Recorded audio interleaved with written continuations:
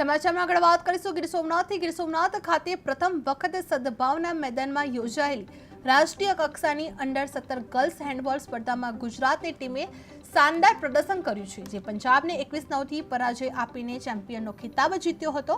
19 જાન્યુઆરીથી શરૂ થયેલી સ્પર્ધાનો રોમાંચક અંત ગુજરાત અને પંજાબ વચ્ચેની ફાઇનલ મેચથી આવ્યો હતો। જિલ્લા પંચાયત પ્રમુખ મંજુલાબેન મુચાર અને કલેક્ટર એન ઉપાધ્યાયની પ્રેરક ઉપસ્થિતિમાં વિજેતા અને રનર્સ ટીમોને મેડલ અને મોમેન્ટોથી સન્માનિત કરવામાં આવ્યા હતા।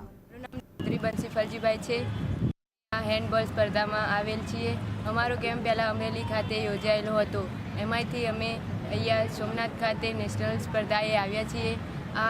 આ જગ્યાએ બધા આખા ભારતની ટીમો આવેલી છે। એમાં બધાએ સારું પરફોર્મન્સ આપ્યું।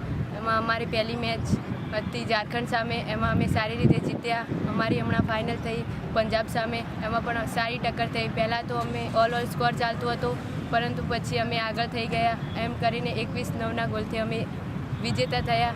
આવું સરસ આયોજન બદલ ગુજરાત સરકારનો ખૂબ ખૂબ આભાર માનું છું। મારું નામ ચૌધરી બંસીફલજીભાઈ છે।